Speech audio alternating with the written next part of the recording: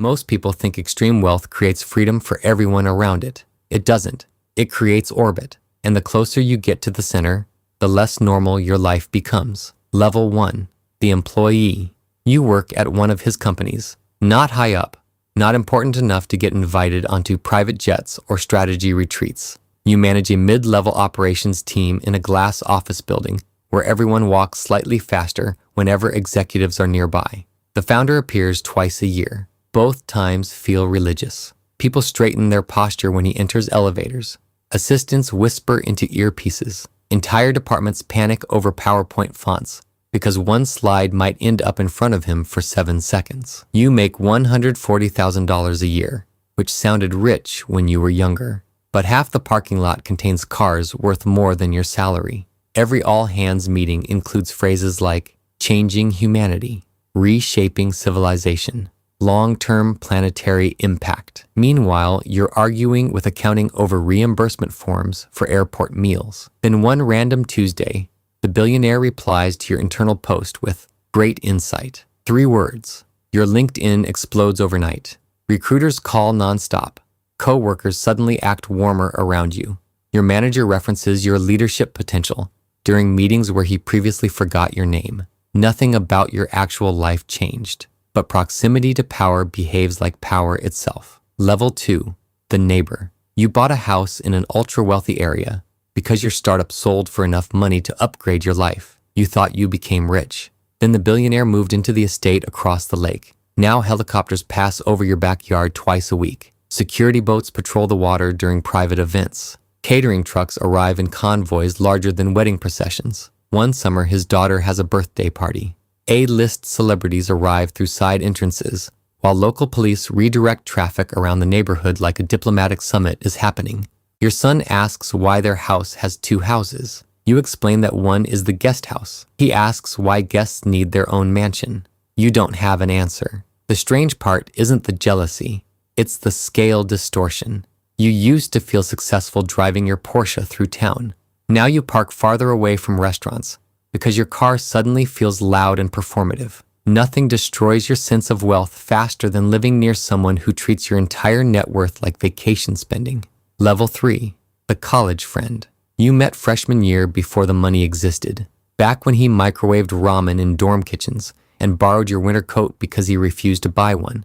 You were there for the first startup, the first investor rejection, the first office with broken air conditioning and folding chairs. Now he owns 3 Gulfstreams. You still text every week, but conversations change slowly enough that neither of you noticed.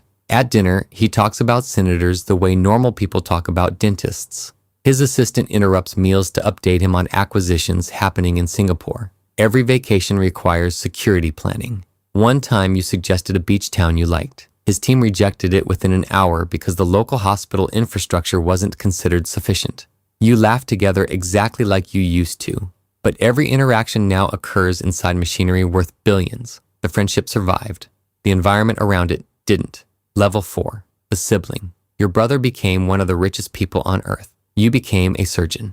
Normal people hear that sentence and assume your parents won at life. But status is relative, and relative status can poison almost anything. At family gatherings, people ask about his space company before asking how your children are doing. Articles describe you as the billionaire's brother who works in medicine. Works in medicine, as if 14 years of training became a side hobby compared to stock ownership. Your mother insists she loves you equally.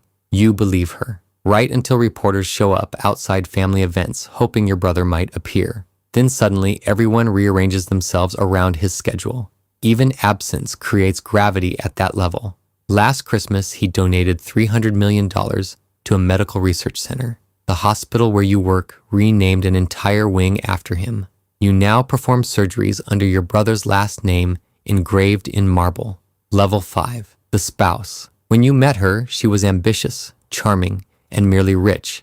Now she's a global figure, which means your marriage stopped belonging entirely to you years ago. Every vacation gets photographed. Every argument risks becoming a headline if overheard by the wrong employee. Your home runs like a private government. Drivers, advisors, estate managers, security teams, lawyers.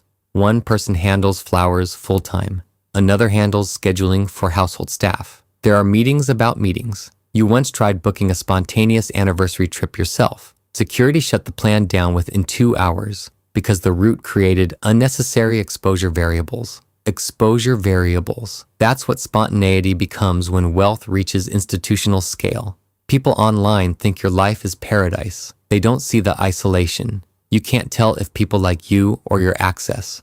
You can't tell whether friends are loyal or financially attached. Even kindness becomes difficult to measure when everyone around you benefits from proximity. Level 6. The child. You're 16 years old. Your last name trends online twice a month. You attend a school where students casually discuss trust funds worth more than small companies. But the internet still hates you. Not personally, symbolically.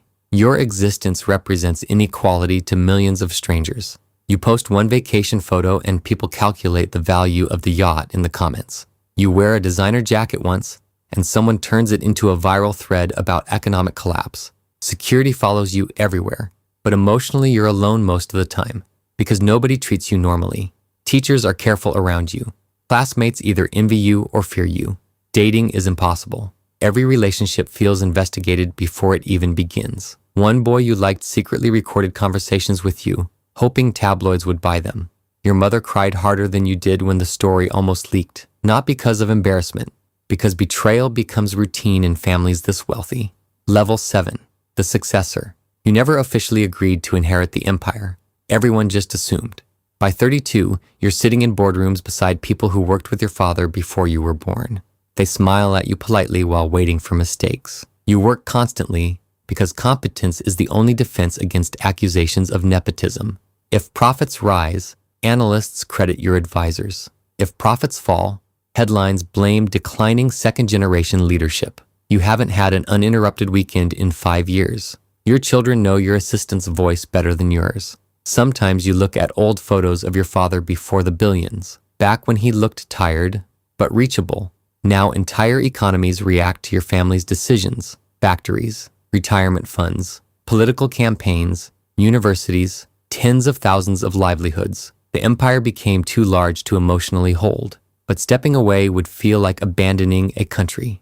Level 8. The billionaire. You're 71 now. People call you visionary, builder, titan, disruptor. Words so large they stop sounding human. Your companies changed industries. Your philanthropy changed cities. Buildings carry your name in countries you've only visited twice. At charity galas, presidents wait to speak with you. Markets react when you clear your throat on earnings calls, and yet your world became incredibly small. You eat dinner with the same 6 people. Every conversation contains risk, leverage, negotiation, or consequence. You cannot remember the last time someone disagreed with you casually. Your children are successful but exhausted. Your grandchildren know security protocols before they know multiplication tables. Late at night, after meetings end and the house finally becomes quiet, you walk through rooms bigger than your first apartment building. And sometimes you think about that earlier version of yourself, the one who wanted success badly enough to sacrifice sleep for it, then relationships, then privacy, then normality. You won, completely.